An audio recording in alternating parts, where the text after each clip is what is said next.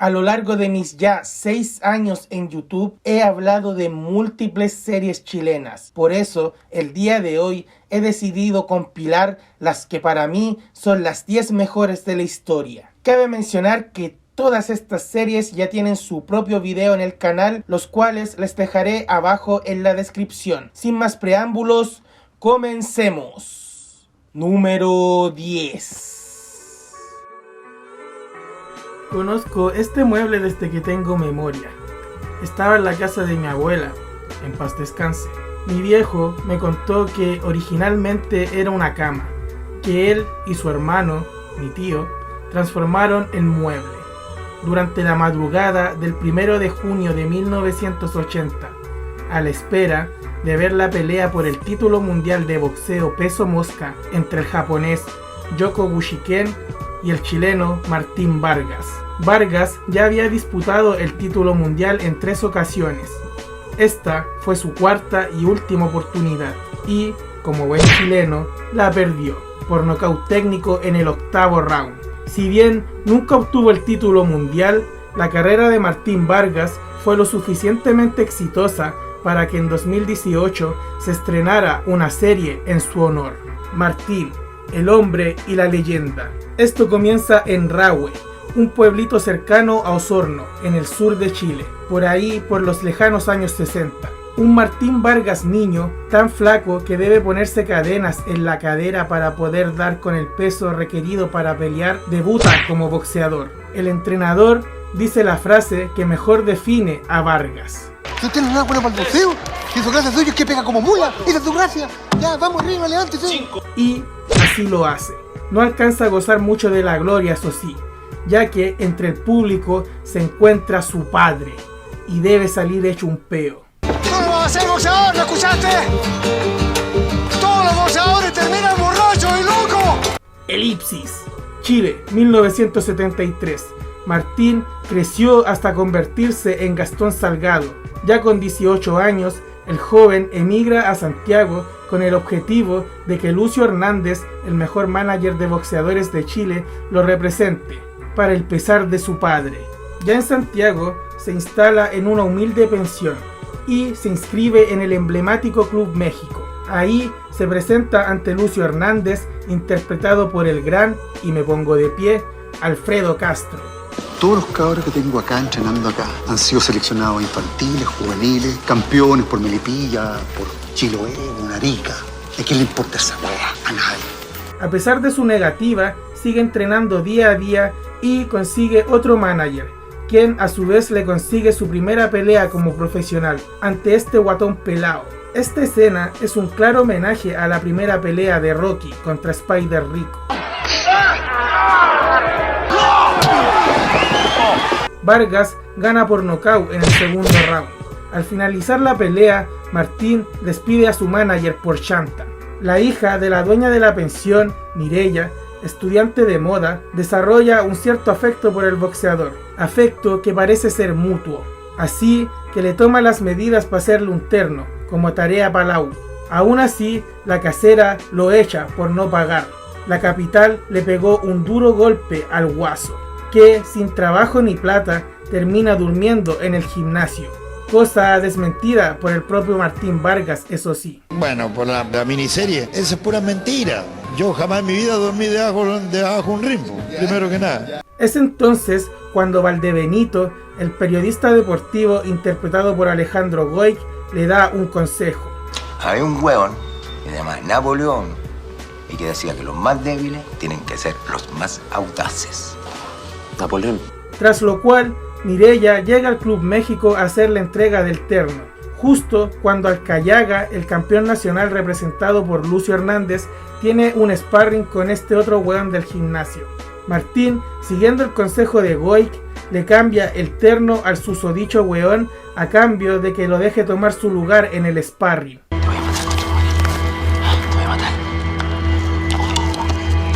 Ahí, Martín Vargas masacra al campeón nacional, haciendo que le brillen los ojitos al Alfredo Castro, quien finalmente lo representa. Número 9.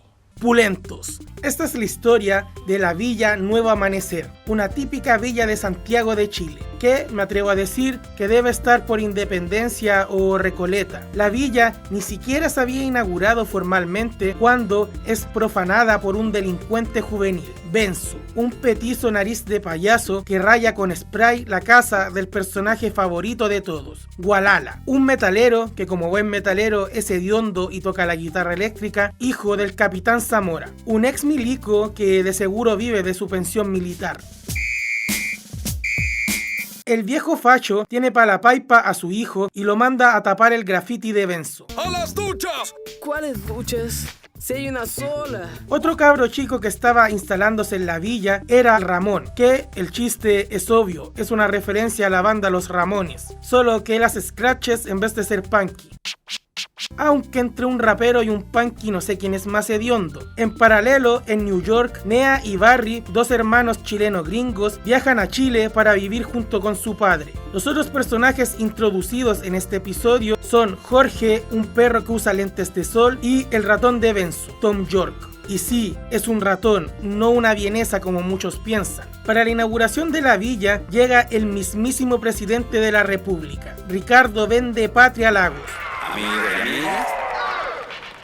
El discurso se ve interrumpido por Ramón, que empezó a huevear con su tornamesa y, por alguna razón que se me escapa, causa una interferencia en los parlantes. El Benzo y el Gualala se suman al escándalo de Ramón con sus respectivos instrumentos. Esto produce una sobrecarga que incendia el escenario.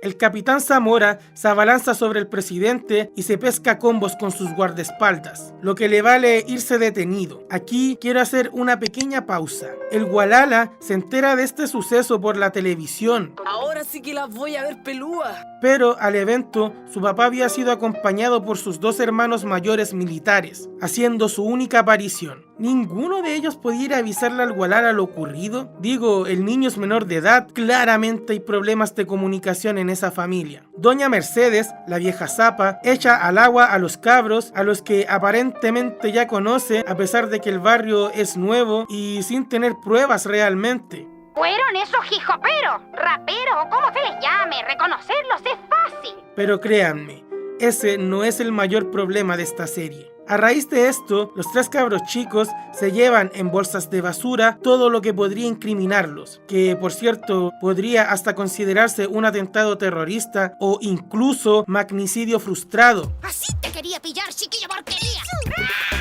Entonces tienen que escapar de la vieja zapa, reconociéndose como cómplices en el proceso. El perro Jorge intenta guiarlos hasta una casa vacía, pero... ¡Sale de aquí! Y regalarnos la planilla de un ya clásico meme chileno. Voy a andar a molestar otra parte. ¡Qué intro indecente! Se roba las cosas de Benzo para hacerlos llegar hasta la casa vacía, que deciden convertir en su sala de ensayo. Es entonces que Gualala descubre que ese enano fue quien rayó su casa, así que se pescan a combos.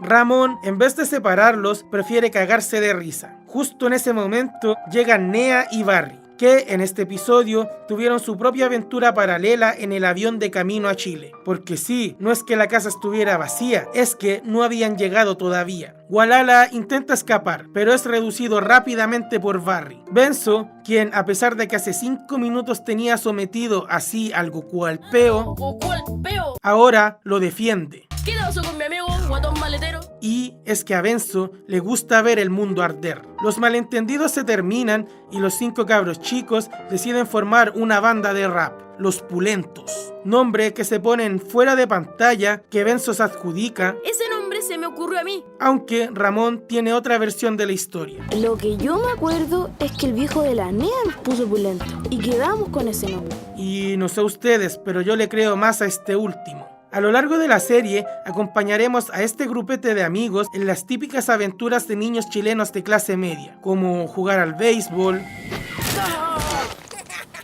hacerse amigos de un alien, Quítate del medio, marciano flight, que no veo nada. O filmar un aquelarre de brujas. ¿Quiénes merecen todo el mérito? ¡Las hadas del círculo colérico! Cosas que todos hicimos de niños, ¿no? Pero por sobre todo, se van a pegar harto. Porque estos niños son ultraviolentos. 1, 2, ultraviolento. 1, 2,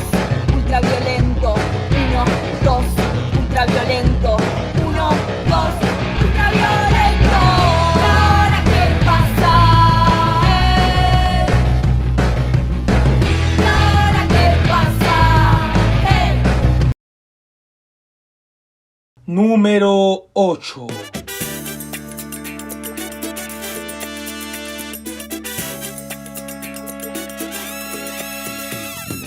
Waikiman y Tolosa es una serie de televisión chilena del año 2006 del género de detectives, creada y dirigida casi en su totalidad por León Errázuriz, director de Mala Leche, pésima película, y años después de Peleles, mi teleserie favorita. Está protagonizada por Daniel Muñoz y Benjamín Vicuña, quienes interpretan a Donovan Waikiman y a Richard Tolosa, alias El Conejo, dos investigadores privados del barrio Patronato. La elección de este barrio fue por la multiculturalidad que tiene, ya que es en sus orígenes un barrio de colonias, por lo que se pueden encontrar coreanos, árabes, peruanos, lo que lo vuelve el escenario perfecto para una historia de detectives. Antes de empezar con el resumen, quiero hablar justamente del género al que pertenece Waikiman y Tolosa. Lo más fácil sería catalogarlo como un body cops o policompañeros en español. Ese subgénero popularizado en los años 90, donde un dúo de detectives o policías con varios años de diferencia entre sí, que tienen una especie de relación mentor-aprendiz,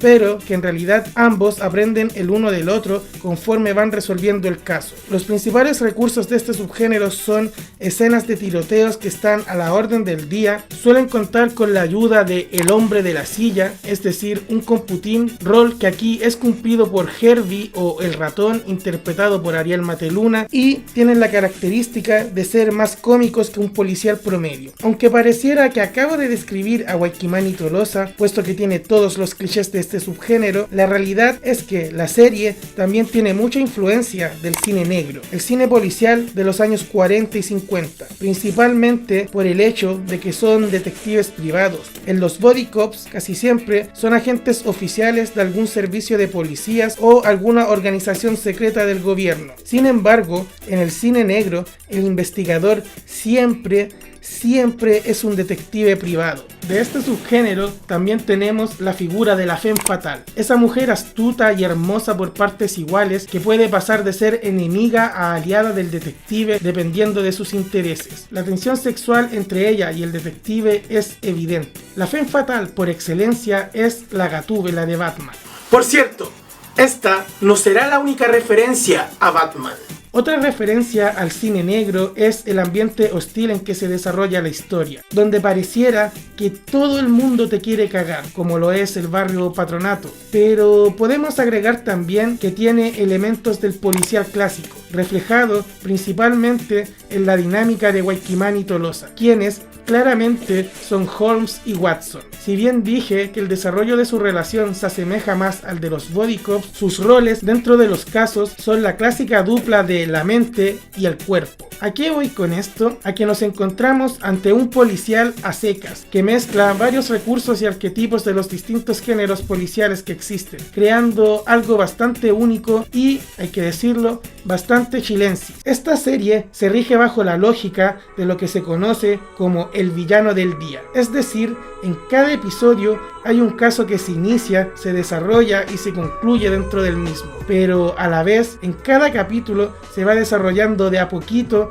lo que sería la historia principal. Donovan Waikiman es un PDI retirado quien fue un destacado agente en algún momento de su vida, pero una ex compañera le rompió el corazón yéndose con otro más viejo. El Waiki se cayó al frasco y por andar en un operativo en Cañao le mataron a su compañero. Se lo pidieron.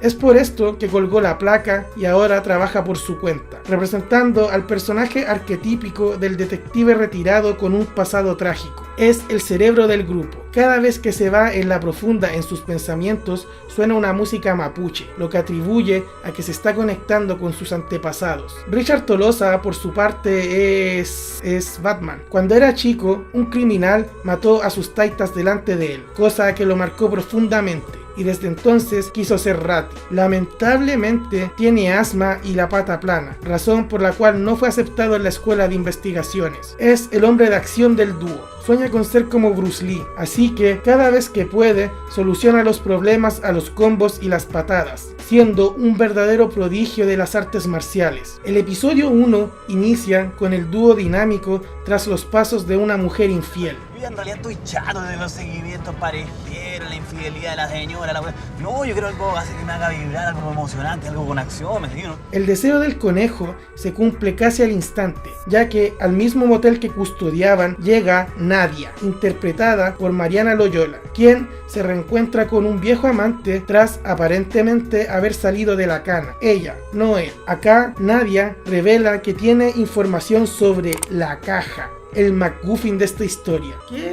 ¿Qué es un MacGuffin? Un MacGuffin es un elemento que sirve para hacer avanzar la trama. El elemento mismo generalmente carece de importancia, solo es una excusa para explorar el mundo. Los ejemplos de MacGuffin por excelencia son el maletín de Pulp Fiction, el dinero de Psicosis o, por qué no decirlo, el anillo del Señor de los Anillos. Número 7.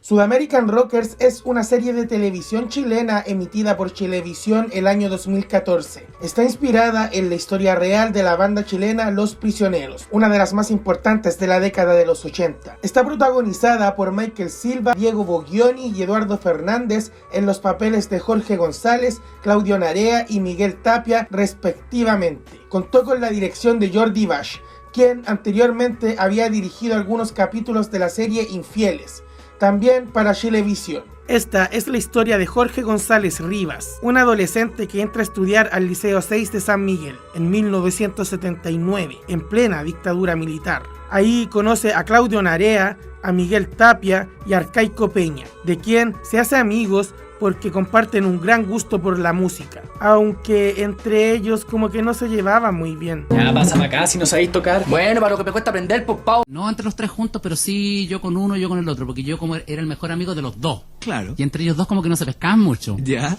Porque Claudio y Miguel lo encontraba como muy agrandado y el otro lo encontraba muy cabro chico. Jorgito, al igual que cualquier quinceañero, es re pajero. Digo, enamoradizo. La primera minita de la que se enamora es su nueva vecina, a la que le canta una canción de Sandro en una serenata. Yo puedo presentir que tú debes sufrir. Pareciera que tienen onda, pero no tanto. En paralelo, Jorgito planea formar una banda con sus dos nuevos amigos, a ver si así lo pescan las minas. Oye, ¿alguna vez a ustedes les gustaría formar un conjunto? ¿Cómo un conjunto? Un conjunto, po. Tocar en vivo, grabar discos. Motivado por su padre, le escribe un poema a la vecina. Lamentablemente, nunca llegará a leerlo. Esto porque, al parecer, su viejo era medio zurdo. Entonces, caen los cenetas a allanar su casa, por lo que la minita debe librar de pana, rompiendo el corazón de Jorge por primera vez. Sin embargo, este suceso le da fuerzas para transformar su poema en canción, en lo que sería su primera composición. Digo que ya no me importa, que tu cuerpo no me excita. Tenemos una elipsis de 4 años, por lo que nuestros amiguitos ya están en cuarto medio y siguen con su banda. Aunque el Miguel está medio choreado de que el Claudio toque como el pico, así que le dice al Coque: deberíamos sacar al Claudio del conjunto. Y como González sabe que es verdad, obedece. Todavía tenés que ir del conjunto. Claudito se inscribe a un taller de guitarra para, en efecto, aprender a tocar guitarra, pero no le sirve de mucho. Primero fue a unas clases de guitarra, pero unas clases difíciles porque el profesor se ponía a tocar y había como 20 o 30 alumnos que seguían lo que estaba haciendo el profesor. Yo trataba de hacer el acorde y ya habían cambiado de acorde, o sea, era imposible, fui como a 3 clases y ya no fui más. Por suerte conoce a Natalia, una canutita que le enseña a tocar, y no solo la guitarra. Aprende Jorge. La presa de González en esta oportunidad es una universitaria que trabaja en una lavandería. Se hace el canchero, pero la minita no lo pesca. Tengo un conjunto. Así que hace lo mejor que sabe hacer, escribir. Son unas canciones y unos poemas.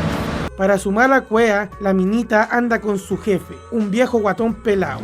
Él me da trabajo y me paga los estudios. En pocas palabras, es un sugar daddy. Así que el corazón de González es roto por segunda vez. Al menos ahora rescató un besito. Chad Narea vuelve al grupo al demostrarle al cachetón de Miguel que sabe tocar Yesterday de los Beatles. Yesterday. En el capítulo 3, los cabros van a una fiesta comercial en compañía de los Beltrán, unos cabros más platúos del barrio de Narea, aunque González se los pasa por el pico. Los paltones como vos me caen como patas en la guata. Entonces bájate soplado de mi auto, gordo de mierda.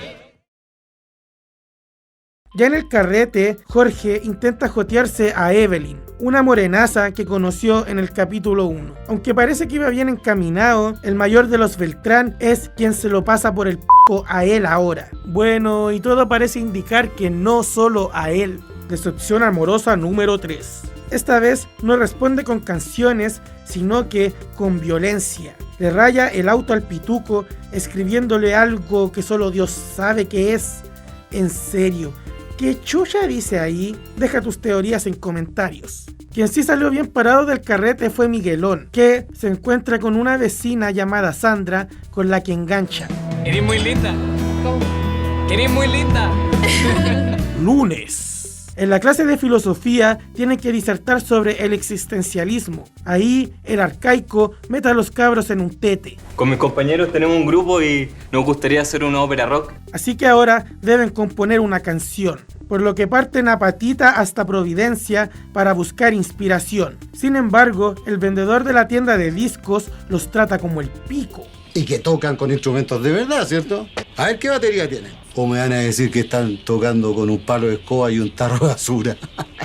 Pa' más recacha, la mamá de Miguel sufre un ataque cerebrovascular, teniendo que vivir en carne propia las negligencias del sistema de salud público de Chile. Y pa' más recacha, se encuentra a su pinche con Jan Jacobson, un actor con el que tuve la fortuna de trabajar. Anyway. Miguel, por si acaso era mi primo que acaba de llegar de Concepción, ¡idiota! Igual, ¿quién nos asegura de que no son de la UDI, ah? Miguelito malinterpretó todo. En paralelo, González tiene un sueño bien bizarro, en el que en vez de imaginar al público en ropa interior, se imagina a sí mismo en ropa interior. Así que la pera le gana. Tenemos unos intérpretes que dan pena. Yo no quiero hacer el Tony delante del curso, profe. Parece que usted está con pánico. No, lo que pasa es que para mí la música es seria. Si yo voy a hacer algo, lo voy a hacer bien. Miguel, por su parte, sí tiene los huevos bien puestos y le canta una serenata a Sandrita. Dicen que fue un extremista o tal vez un alpinista. ¿Qué tiene de romántica esa canción? Nada. Mírenle la cara a la vieja. Pero, ¿qué importa la cara de la vieja? Lo que importa es la cara de la Sandra. Lo logró, el maldito hijo de perra lo logró. El profe Ríos, que está claro que lo de González es pura pera, lo lleva hasta la casa de un amigo hippie, que les regala una guitarra eléctrica. Esto le da a Coquito el impulso necesario y escribe una bonita canción. Tu educación es una porquería, yo con estas notas ni siquiera trataría. Y el resto es historia. Las penas de amor me sumergen en depresiones de la sensibilidad. Número 6. Oye, Tito, ¿tuviste el Mundial del 62? ¿Lo viste en la tele o lo escuchaste? En la tele. ¿Te acordáis de algo? No. Fue hace mucho. ¿Cuántos años teníais? 9. Estaba chico. ¿Cuánto tenía ahora? 69. Han pasado 60 años ya desde el Mundial de Chile de 1962. Porque sí, ahora en 2022 los mundiales los organizan los países petroleros. Pero en aquellos lejanos años 60 aún se organizaban en países de obreros. Ese mundial, la selección chilena de fútbol, la roja que le dicen, jugando de local, se coronó con la medalla de bronce de dicho certamen. Una posición que nunca más, ni con su generación dorada, lograron alcanzar. Un hecho insólito si consideramos que por aquel entonces el fútbol chileno aún no era completamente profesional y muchos de los jugadores debían tener otro trabajo para mantener a su familia. La organización misma del Mundial fue terriblemente accidentada, porque Chile, po. Ayer la tragedia asoló a nuestro pueblo. La ciudad de Valdivia se encuentra en estado de catástrofe, después de ser azotada por lo que algunos ya se atreven a llamar cataclismo. Toda esta historia es tan apasionante que obviamente debía tener su producción audiovisual. 62. Historia de un mundial. una miniserie de 8 capítulos divididos en 2 temporadas emitidas por TVN en 2017 y 2021 respectivamente. Cuenta con la dirección de Rodrigo Sepúlveda, director de Tengo Miedo Torero. La fotografía estuvo a cargo de Sergio Armstrong, fotógrafo de Neruda, Mi Último Round, La Nana y muchas otras. Y al menos en la primera temporada, el sonido estuvo a cargo de Miguel Ormazábal, sonidista de Mis Hermanos Sueñan Despiertos, Play o Machuca, entre muchas otras. O sea, un equipo técnico de lujo, dignos encargados para contar esta magistral historia. Esto comienza en Lisboa, en 1956, el día que el Comité de Chile y el Comité de Argentina se disputaron ante la FIFA quién sería la sede para el Mundial del 62. Los delegados chilenos, Carlos Dittborn y Juan Pinto Durán, deben convencer a todos de que un país pequeño con alto porcentaje de población analfabeta y campesina es una buena opción para realizar un mundial. El argentino dice, podemos hacer un mundial mañana mismo. Cuando llega el turno de Dittborn, se manda flor de discurso que emociona a todo Chile. Ya que no tenemos nada, lo queremos todo. Entonces, Chile es elegido para ser sede del Mundial de 1962. Quedan solo 6 años para transformar esta tierra del fin del mundo en un lugar óptimo para realizar un mundial. Y también para que la selección se prepare futbolísticamente y no de la cacha en casa propia. Cosa que parece más que probable, ya que en el Sudamericano de Lima de 1956, la Roja es humillada por 6-0 ante Argentina. Porque sí, Chile le habrá ganado la disputa por la sede, pero los argentinos seguían siendo nuestros padres futbolísticamente hablando. Y, pa' más remate, los futbolistas se van de jarana, hasta el DT, po weón. No hemos cambiado mucho ahora que lo pienso. Esto provoca que el DT sea despedido. Insisto, no hemos cambiado nada. ¿Quién será el nuevo director técnico de la selección chilena? Primero, le ofrecen este puesto al Sapito Livingston, el histórico portero de la selección chilena. Sin embargo, este se niega, debido a que dice que conoce demasiado a los muchachos. Entonces, Juan Pinto Durán dice que la mejor opción es Fernando Riera, a quien le está yendo bien en un equipo en Portugal. Era algo así como el Pellegrini de sus días. Pero esta idea no es bien recibida por los demás, ya que coinciden en que es un tipo difícil de tratar. Aún así, la insistencia de Juan Pinto convence a Carlos Dittborn. Juan Pinto Durán se reúne con Fernando Riera, interpretado por el gran Daniel Muñoz. Riera accede a dirigir a la selección siempre y cuando la federación se comprometa a construir un centro deportivo, ya que por aquel entonces los jugadores chilenos tenían que entrenar en unos potreros. Juan Pinto Durán le da su palabra de que construirán dicho centro deportivo. Guiño, guiño. Mientras tanto, en Chile las cosas están como el pico. Hay protestas constantes por el alza de combustible. En este contexto, Riera llega a los potreros de la selección, donde se encuentra con un montón de jugadores con pésimos hábitos, como fumar antes de entrenar. Entre estos destacan el Cuacuá Ormazábal, figura de Colo-Colo en los años 50, Sergio Checho Navarro y Leonel Sánchez del Ballet Azul, también ex integrantes de Los Prisioneros, y los recién llegados Tito Fuyú y Luis Eizaguirre. Así empiezan este proceso futbolístico que a la larga será histórico.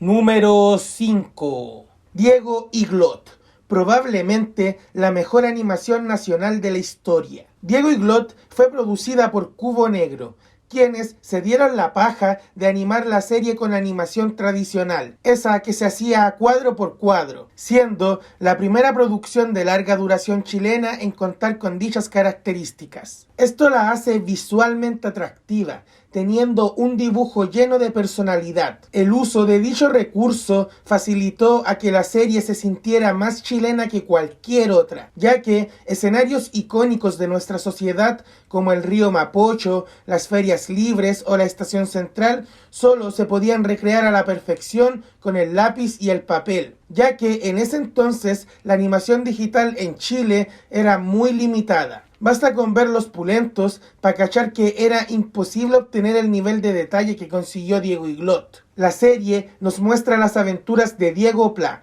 un niño de 10 años y su perro Glot. Pasa puro weando con sus amigos, Danilo, Droguet y Violeta. Sin duda, lo más característico de esta es que logra llevar a la pantalla mucha de la esencia del chileno promedio, la cual queda plasmada desde la introducción. Hay un viejo refrán que dice que todo buen anime debe tener un buen opening, y Diego Iglot sí que tiene el manso opening, el cual mezcla lugares reconocibles de Santiago con algunas escenas de la serie pero sacadas de contexto. Comienza en el espacio exterior, aparece un satélite con la bandera chilena, es decir, el primer elemento que vemos nos está diciendo esto que están por ver transcurre en Chile. La cámara avanza mediante un boom down, movimiento de arriba para abajo. A continuación tenemos a los niños andando en bicicleta por encima de la cordillera de los Andes, por si no te había quedado claro en dónde estábamos. Enseguida tenemos el Cerro San Cristóbal, al igual que la icónica Virgen de este mismo. Sobre ella aparece la gorila que secuestra a Diego en el capítulo del circo. Además, con el avión que pasa, hacen un pequeño guiño a la película King Kong. Acá debo resaltar la creatividad de los animadores, ya que como sabrán, el cerro tiene un zoológico. Se aprovechan de este recurso para mostrarnos otros dibujos del ya mencionado capítulo del circo y que pasan piola como parte del zoológico. Atraviesa un teleférico, otro elemento característico del cerro en el que viajan los padres de Diego. Vemos a Droguet en su faceta de vigilante, la cámara sigue bajando, aparecen los chicos haciendo el truco que realizan en el episodio del circo, pero por encima de los edificios de la ciudad. Se nos muestra a Santiago en gloria y majestad, con sus edificios y su metro, mientras se atraviesan los personajes gigantes, como diciéndole al espectador, probablemente esta es la ciudad en que tú vives, que tú conoces, pero nosotros somos los que estamos inmersos en ella ahora, así que siéntate y disfruta. Posteriormente aparece el barrio de Diego como tal, incluyendo su liceo con la icónica imagen del inspector Cáceres lavándole el cerebro a Droguet. En la calle pasa una patrulla de pacos. Seguido de esto aparece la casa de Diego, en donde apreciamos a los padres y al hermano de este realizando acciones que los caracterizan terrible bien. Lalo dándoselas de karateca, Eslinda soñando despierta, Armando dibujando y Glot boludeando, para finalmente ver a la familia sacarse la chucha por alguna razón. Y al ponerse de pie, sale el título del capítulo. Número 4.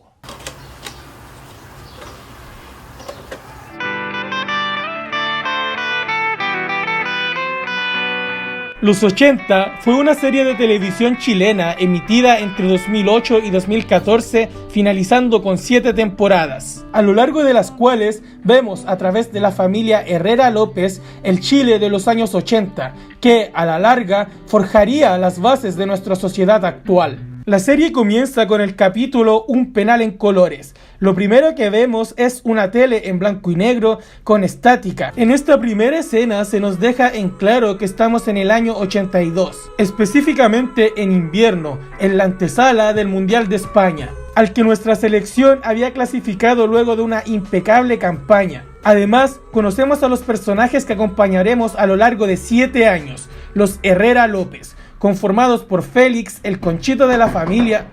Ya mataron un hueón. Conformados por Félix, el conchito de la familia, fanático del fútbol, y de Caselli, quien representa a los ojos del espectador dentro de la serie. Al ser un niño, está constantemente haciendo preguntas que la mayoría de las veces incomoda a los adultos. Claudia o Claudita, la hermana mayor que está en un preuniversitario preparándose para rendir la PSU o como sea que se llamara la prueba en aquellos años, para así cumplir su sueño de ser doctora. Claudita representa a esa fracción de la juventud que se manifestaba en contra de la dictadura, porque sí, me olvidé mencionarlo, Chile estaba en dictadura por esos años. Al menos en esta primera temporada, la postura de la serie es bastante neutra, ya que en contraparte de Claudita tenemos a Martín, el hermano de en medio, que como tal es el menos favorito. La cantidad de veces que Martín es golpeado es impresionante.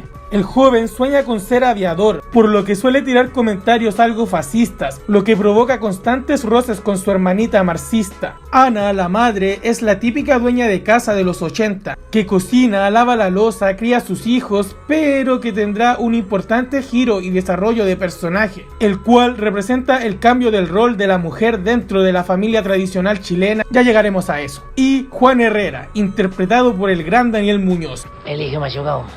Ponante maleta.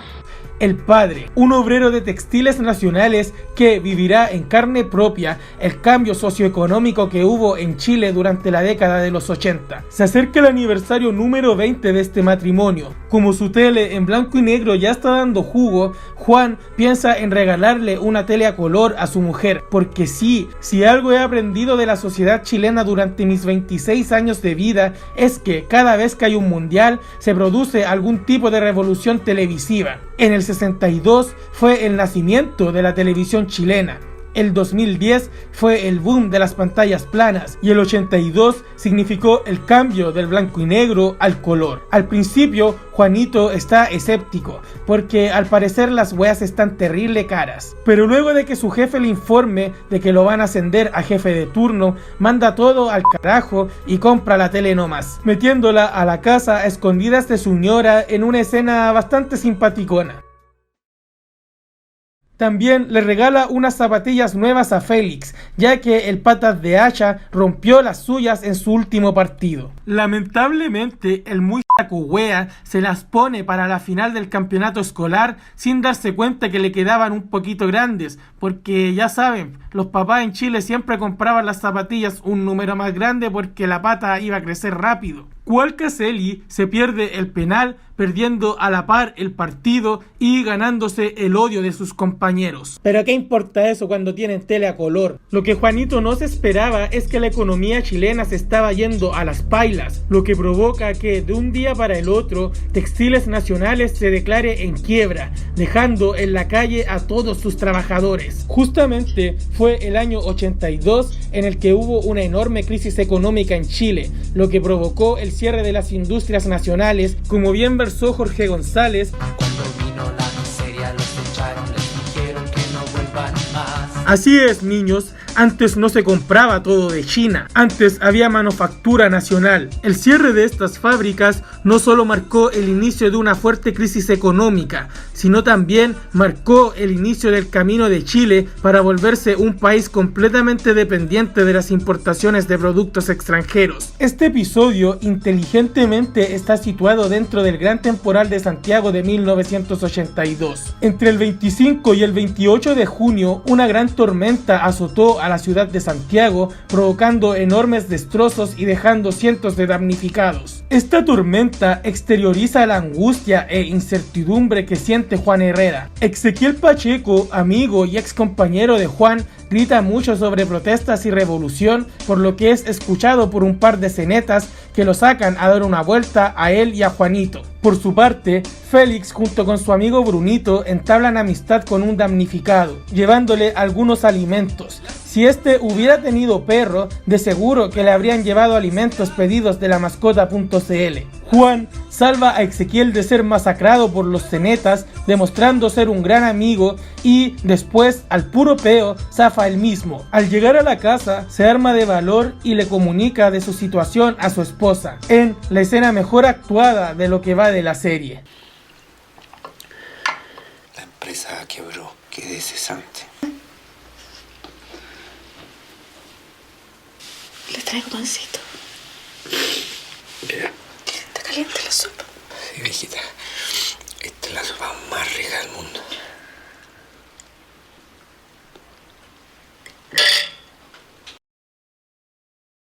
Número 3.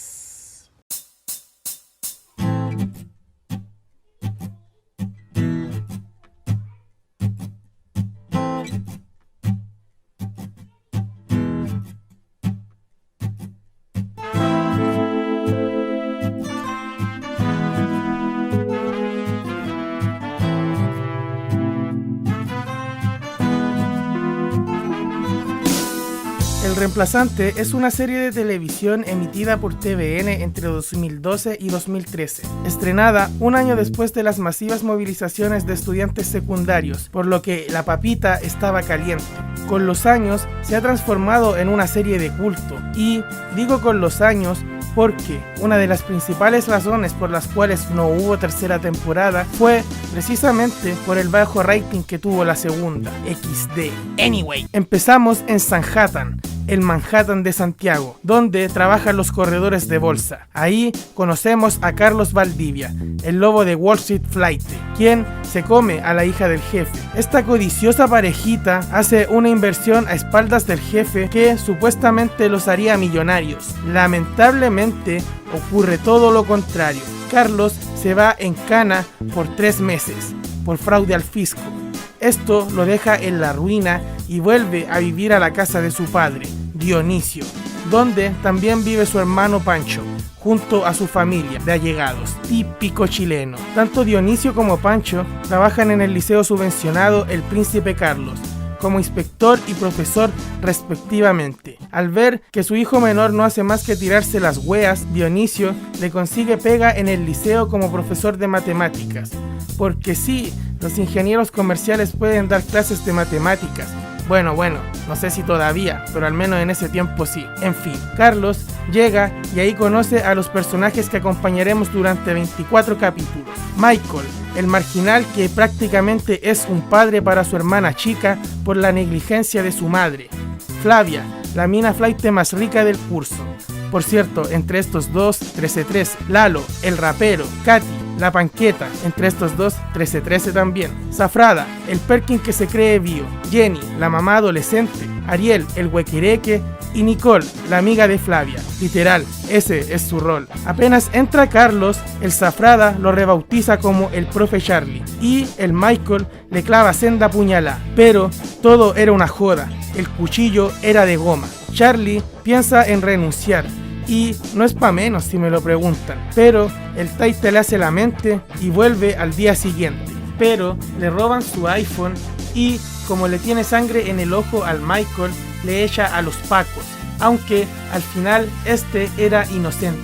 Charlie va a la casa de Michael a disculparse, donde es testigo de la difícil vida del muchacho, quien lo manda a la chucha. El Claudio, el traficante de la población, el personaje favorito del público. No comes con la mano, pues huevo, no seas cochino. ¿Te lavaste las manos? ¿Por qué estáis picando cebolla? Shh. ¿Dónde hay antojado empanadas? Empanadas de queso, pa' huevonao. Ve potencial en Michael y lo recluta como soldado. Con los contactos de este nuevo aliado, Michael se va a vengar de Carlos sacándole la chucha. A pesar de que reconoce a su agresor, Carlos entiende las reglas de la pobla. Quiero decirte que la cagué con llamar a los pacos y que ahora estamos en empate. Si esto no me lo vas a volver a hacer. Ah, si yo no fui, ¿para qué? Empezamos de cero. Pero este no es el único problema que tiene que afrontar Charlie. La Flavia le manda su pack al profe. Esta situación se malentiende y las autoridades del colegio están por echar a Charlie, pero Flavia lo salva. Ya déjelo ya, profe, no hizo nada. Yo mandé la wea y qué.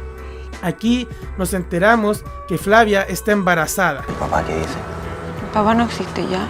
Estos acontecimientos hacen que Carlos se compadezca de los niños y vuelve el objetivo de su vida prepararlos para que saquen un buen puntaje en la PSU para que así tengan más posibilidades de tener una mejor vida. Lamentablemente, el liceo es una real mierda. El Príncipe Carlos es un liceo subvencionado. Esto significa que es un establecimiento privado, o sea, es propiedad generalmente de un empresario, al que se le conoce como el sostenedor. Sin embargo, recibe subvención del Estado. ¿Sabe cuánto ganamos por alumno subvencionado al año? $1,5. Jorquera es el sostenedor del liceo, por ende, es el villano principal de la temporada. Esto es un negocio. Los negocios tienen que generar ganancias. Esto provoca constantes negligencias en el colegio, que llevan a los alumnos a tomarse el liceo, tras haber sido ignorados con sus manifestaciones pacíficas. En paralelo, el Michael se gana poco a poco el respeto del Claudio, lo que le permite ganar plata para regalonear a su hermana, siendo Michael el reflejo de los muchos jóvenes marginales que llegan a trabajar como soldados de narcos porque lo ven como la única forma de ganar el suficiente dinero para sacar adelante a su familia. La wea es que el Michael se entera de que su pierna, la Flavia, está preñada y no de él. Puta, no tengo plata para tenerla ni para sacármela. Yo te puedo ayudar si querés. Esto lo lleva a pedirle plata al Claudio para comprar pastillas abortivas. El Claudio, a cambio, le pide que le guarde un fierro. Michael le da las pastillas a Flavia, quien es el reflejo de todas esas niñas marginales que, por miedo, deben recurrir a prácticas abortivas poco saludables. La pastilla no hace efecto y, en su desesperación, Flavia le va a pedir ayuda al padre del feto, que resulta ser el mismo Claudio, quien se comporta como un verdadero maricón, golpeando a Flavia. Maricón es el que maltrata a una mujer. Michael se entera de todo esto y va derechito a balear a Claudio, con la pistola que él mismo le entregó. Poesía pura. Sin embargo, llegan los ratis a la escena y detienen al Michael. Pero dejemos esto en stand-by por un momento. Número 2.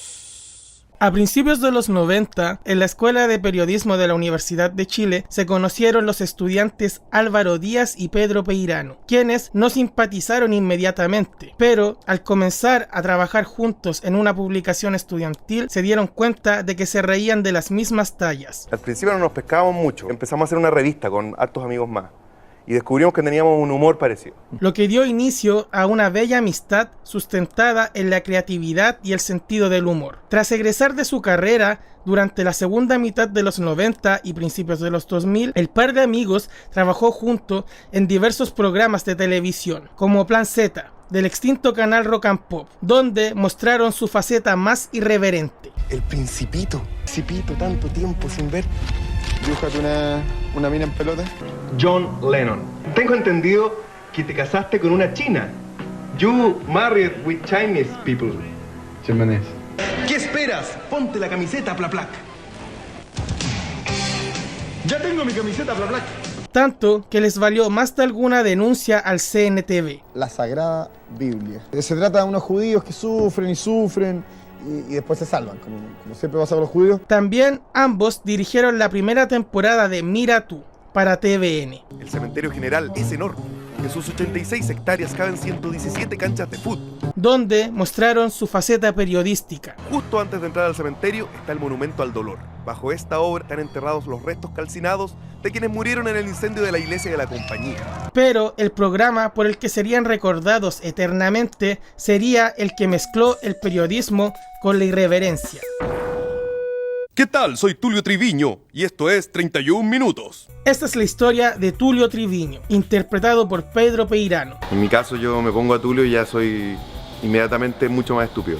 El conductor de un importante noticiero de títeres. Hincapié en títeres, porque al menos en esta primera temporada, este mundo está habitado por títeres y humanos. Estos últimos irán desapareciendo con el avance de la serie. En un principio, Tulio se mostraba como un conductor de noticias serio y dedicado. Oh, thank you, Polycarp, for your information. Pero con el pasar de los capítulos, comenzó a mostrarle hilacha. Si yo fuera rico,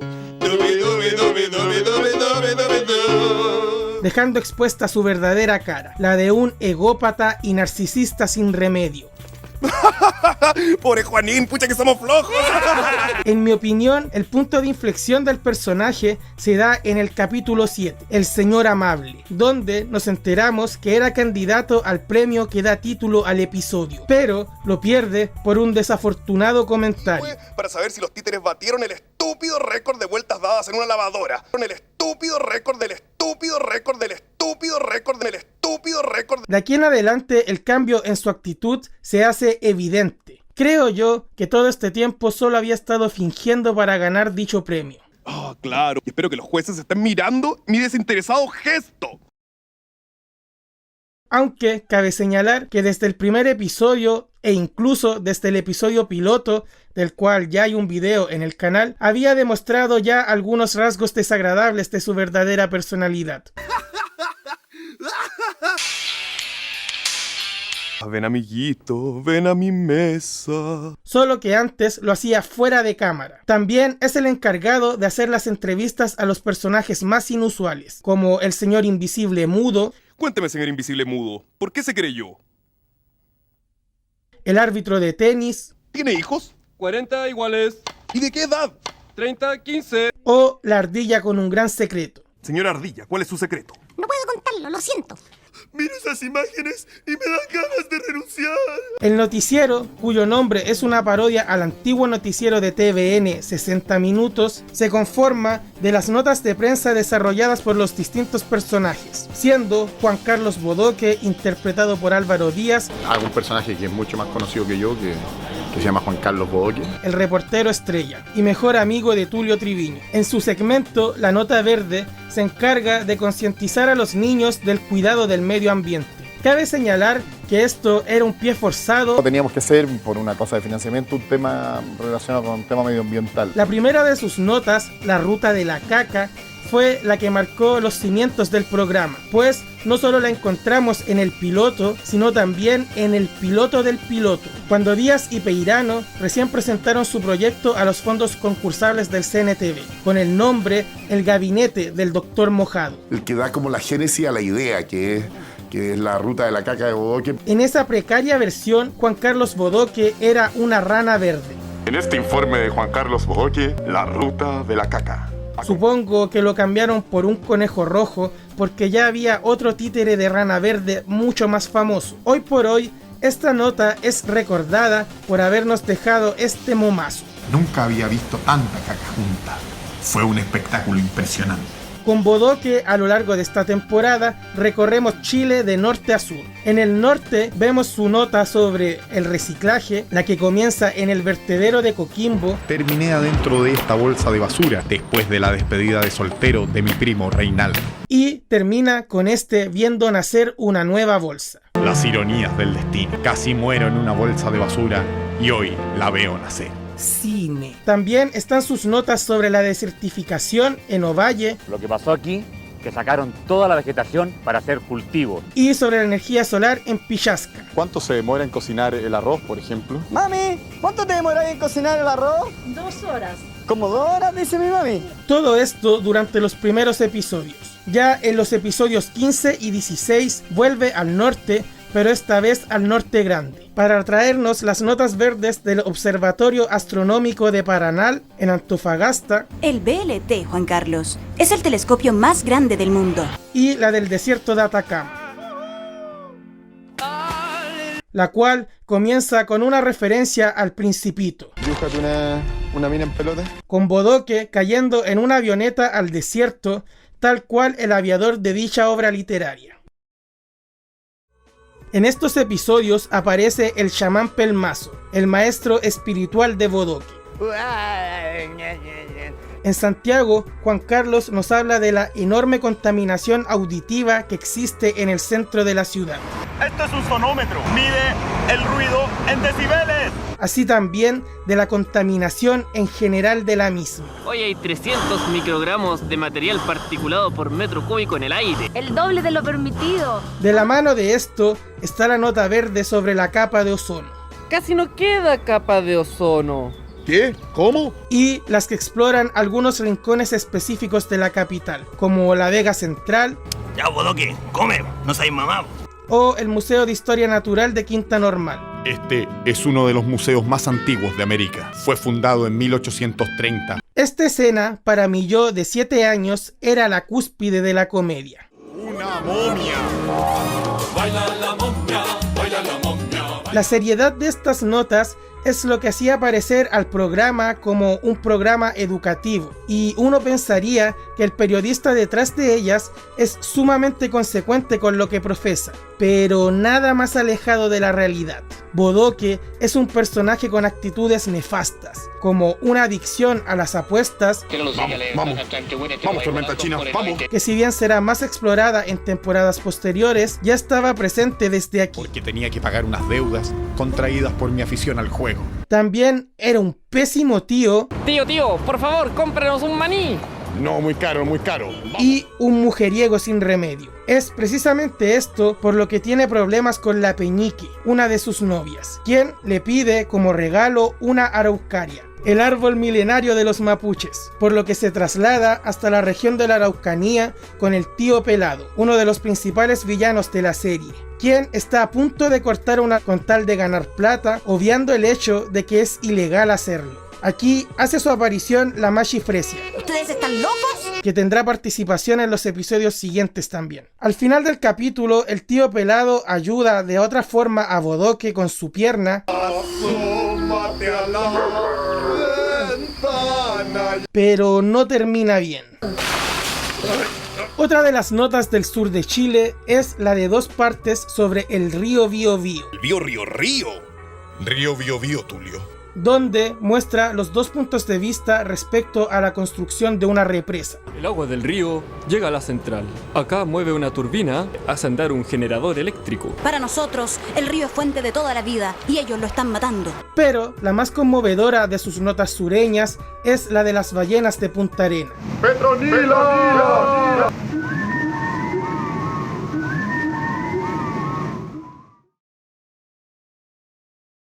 También hay un par de notas sobre la costa de Chile, como la de las subidas de mareas. Chao, pelota. Y la más desgarradora de todas, por lo contemporánea que sigue siendo, es la de los incendios forestales en el Parque Botánico de Viña del Mar, donde los monos locos, los mismos que cantan Baila Sin Cesar, provocan un enorme incendio por su estúpido descuido. Se apaga solo el fuego, el mismo viento después lo apaga. Esta nota tiene un diálogo calcado de la película chilena Caluga o Menta. Ahora recién se acuerdan de los locos. Ahora que nos volvimos locos. Ahora se acuerdan de los locos. Ahora que nos volvimos locos. Otra característica negativa de Bodoque es el celo profesional, pues anhela quitarle el puesto a Tulio Triviño, su supuesto mejor amigo. Hola, soy Juan Carlos Bodoque, su anfitrión de siempre, en 31 minutos. Y al señor Tulio Triviño, quien sale a trabajar por primera vez a la calle. Esa fue la nota verde. Soy Juan Carlos Bodoque. Número 1. Cuando se abre el debate de cuál es la mejor serie chilena de la historia, saltan a la palestra Los 80, El Reemplazante, 31 minutos, todas series muy buenas, pero los que dicen eso seguramente que no han visto Casa de Ángeles.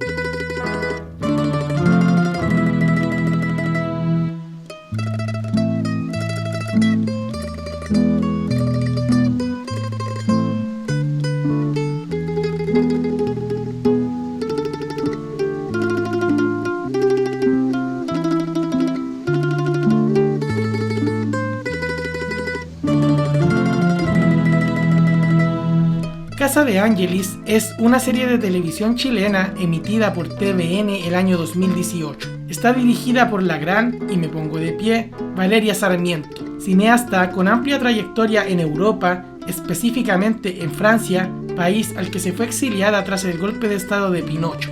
La serie está ambientada en el Santiago de Chile de 1952, en el contexto de las primeras elecciones presidenciales donde pudieron votar las mujeres. El diseño de producción en todos sus apartados, ambientación, vestuario, peinados, maquillajes, está rotísimo. De verdad te sientes en el Santiago de principios de los años 50, principalmente porque son lugares reconocibles, como la Quinta Normal o la Primera Comisaría de Santiago, en conjunto con la fotografía que igualmente es sobresaliente en todos sus apartados iluminación, movimientos de cámara, óptica, crean montones de planos que por sí mismos son una obra de arte. Sarmiento demuestra que sus años en Francia no fueron en vano, teniendo que dirigir a muchos de los mejores actores chilenos de los últimos años, quienes conforman un reparto coral que cuenta esta maravillosa historia. Había una vez un modista italiano llamado Ettore De Angelis, que contaba con una casa de modas en el centro de Santiago, donde se diseñaban y confeccionaban los vestidos las mujeres de varios de los hombres más poderosos del país. Ettore tenía un conflicto con Agustín Riesco Montt, conocido como el dueño de Santiago, un empresario que ha invertido en casi todo. Ettore va a encarar a don Agustín, pero sufre un infarto justo antes de llegar, falleciendo en el acto. Marina, su hija mayor, debe reconocer el cadáver de su padre y avisarle de la noticia a su hermana menor, Sofía, quien vive hace algunos años en Francia. ¿Aló? ¿Sofía? ¿Sofía, el papá?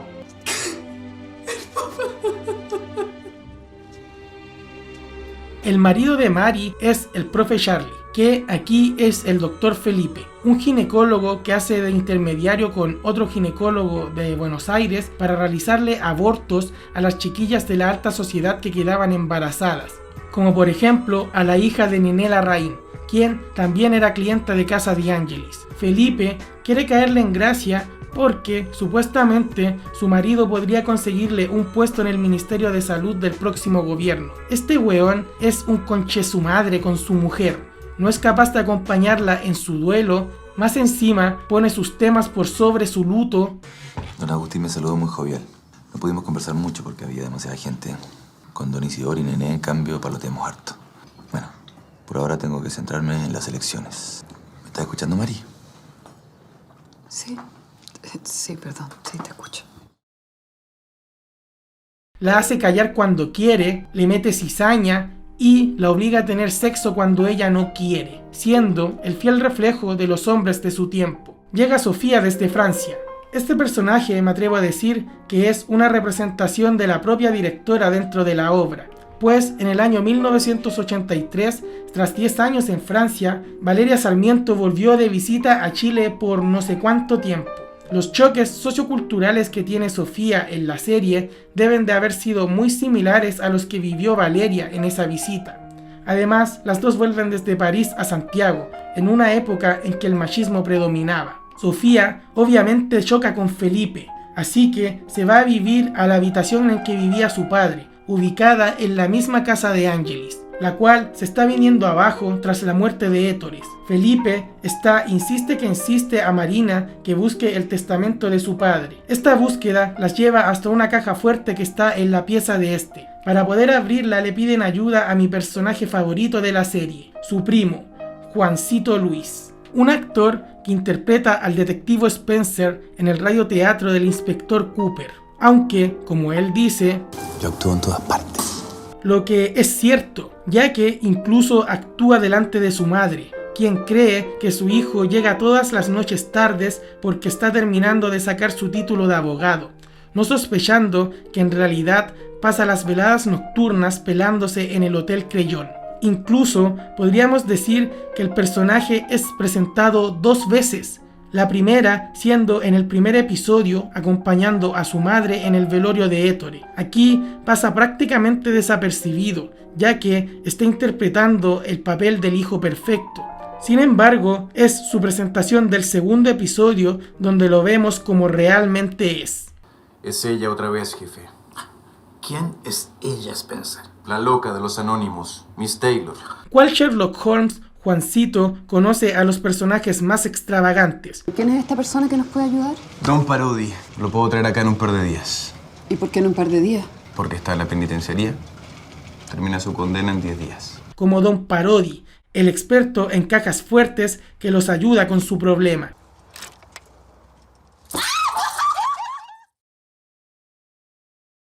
Adentro no se encuentran ni oro ni joyas, sino que diseños de vestidos inéditos de su padre, fotografías familiares y el MacGuffin de esta historia, un contrato de compra-venta en que su fallecido padre figura como aval. La cosa es que tienen 90 días para pagar 15 millones de pesos de esos años. O sea, Dios sabe cuánto sería esa plata ahora. O si no, van a perderlo todo. La casa de Marina, el taller, todo. Por si fuera poco, también están endeudadas con las trabajadores, entre las que destaca Mirta, la mano derecha de Ettore, su mano izquierda, o también Farid, un turco amigo y proveedor de Ettore, interpretado por Daniel Muñoz, viejo amigo de este canal. Entre estos dos hay una subtrama amorosa que se va desarrollando tan, pero tan por debajo, que no fue hasta la segunda vez que vi la serie que me di cuenta que dicha subtrama está establecida desde el principio, siendo la primera señal de aquello este planazo del capítulo 3 en el que Mirta le prepara un té a Farid mientras este la observa con cariño a la distancia. A pesar de que están muy lejos el uno del otro, ambos están a foco. Este es un recurso cinematográfico utilizado por primera vez por Orson Welles en su ópera prima El Ciudadano Kane de 1941. Este planazo anticipa que este par se quedará junto. La cosa es que, para pagarles, Marina le pide plata prestada a su marido, quien la trata como el pico. Realmente me pregunto si eres estúpida o te haces. Pero Marina finalmente actúa como deben actuar las mujeres cuando las pasan a llevar. ¿Quién mierda te crees de venir a tratarme así? Así que ahora Marina, separada junto a su hermana, deben encontrar la forma de saldar la deuda de su padre, siendo esta la trama principal de la serie. Pero ¿se acuerdan que al principio les dije que esta serie tiene un reparto coral? Bueno, no les mentí. Y ese fue el video de esta semana. Si te gustó, te recuerdo que puedes dejar tu like, compartir este video, comentar, seguirme en mis redes sociales Instagram y TikTok, los links acá abajo en la descripción.